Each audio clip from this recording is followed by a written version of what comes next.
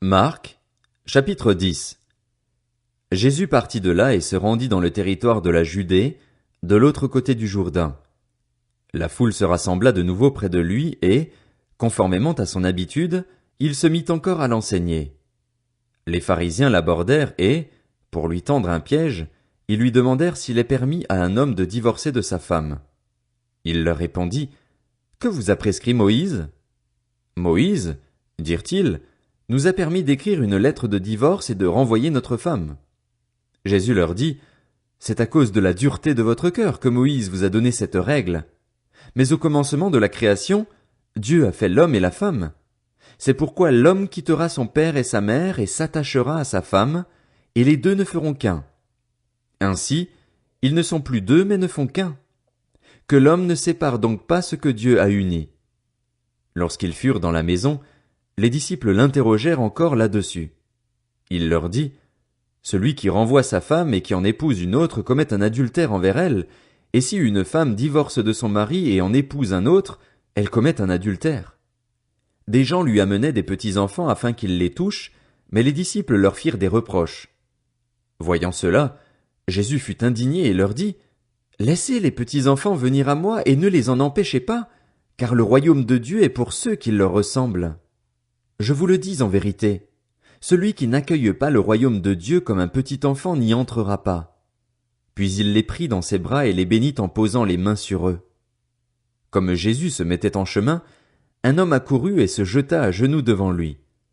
Bon maître, lui demanda-t-il, que dois-je faire pour hériter de la vie éternelle? Jésus lui dit, pourquoi m'appelles-tu bon? Personne n'est bon, si ce n'est Dieu seul. Tu connais les commandements. Tu ne commettras pas d'adultère. Tu ne commettras pas de meurtre. Tu ne commettras pas de vol. Tu ne porteras pas de faux témoignages. Tu ne feras de tort à personne. Honore ton père et ta mère. Il lui répondit, Maître, j'ai respecté tous ces commandements dès ma jeunesse.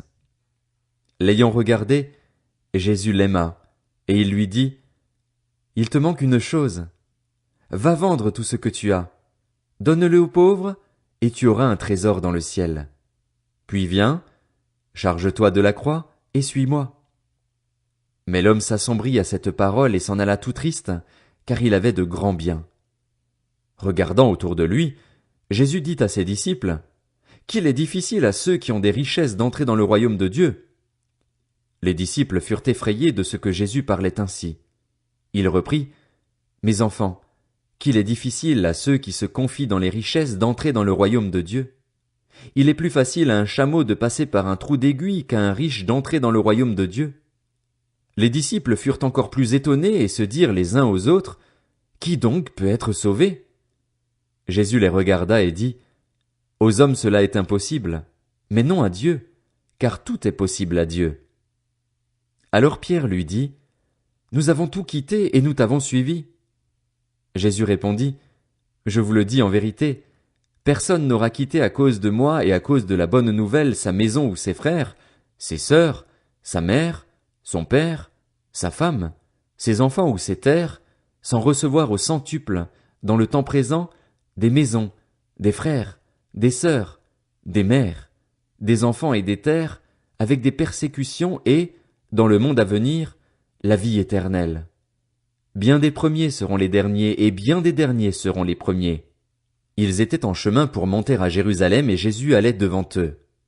Les disciples étaient effrayés, et ceux qui le suivaient étaient dans la crainte. Jésus prit de nouveau les 12 avec lui et commença à leur dire ce qui devait lui arriver. Nous montons à Jérusalem, et le Fils de l'homme sera livré aux chefs des prêtres et aux spécialistes de la loi. Ils le condamneront à mort et le livreront aux non-juifs. Ils se moqueront de lui, cracheront sur lui, le fouetteront et le feront mourir, et 3 jours après il ressuscitera.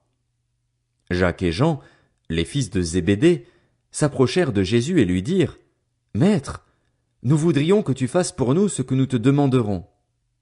Il leur dit, Que voulez-vous que je fasse pour vous? Accorde-nous, lui dirent-ils, d'être assis l'un à ta droite et l'autre à ta gauche, quand tu seras dans ta gloire. Jésus leur répondit, Vous ne savez pas ce que vous demandez. Pouvez-vous boire la coupe que je vais boire ou être baptisé du baptême dont je vais être baptisé? Nous le pouvons, dirent-ils. Jésus leur répondit, vous boirez en effet la coupe que je vais boire, et vous serez baptisés du baptême dont je vais être baptisé. Mais quant à être assis à ma droite ou à ma gauche, cela ne dépend pas de moi et ne sera donné qu'à ceux pour qui cela est préparé. Après avoir entendu cela, les 10 autres commencèrent à s'indigner contre Jacques et Jean. Jésus les appela et leur dit, vous savez que ceux que l'on considère comme les chefs des nations dominent sur elles et que leurs grands les tiennent sous leur pouvoir.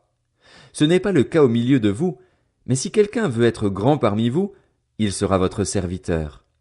Et si quelqu'un veut être le premier parmi vous, qu'il soit l'esclave de tous. En effet, le Fils de l'homme est venu non pour être servi, mais pour servir et donner sa vie en rançon pour beaucoup. Ils arrivèrent à Jéricho. Lorsque Jésus sortit de la ville avec ses disciples et une assez grande foule, Bartimée, le fils aveugle de Timée, était assis en train de mendier au bord du chemin. Il entendit que c'était Jésus de Nazareth et se mit à crier, « Fils de David! Jésus! Aie pitié de moi! » Beaucoup le reprenaient pour le faire taire, mais il criait beaucoup plus fort, « Fils de David! Aie pitié de moi! » Jésus s'arrêta et dit, « Appelez-le !» Ils appelèrent l'aveugle en lui disant, « Prends courage! Lève-toi! Il t'appelle! » L'aveugle jeta son manteau et, se levant d'un bond, vint vers Jésus. Jésus prit la parole et lui dit, « Que veux-tu que je fasse pour toi? » « Mon maître, lui répondit l'aveugle, que je retrouve la vue. Jésus lui dit, « Vas-y, ta foi t'a sauvé. » Aussitôt il retrouva la vue et il suivit Jésus sur le chemin.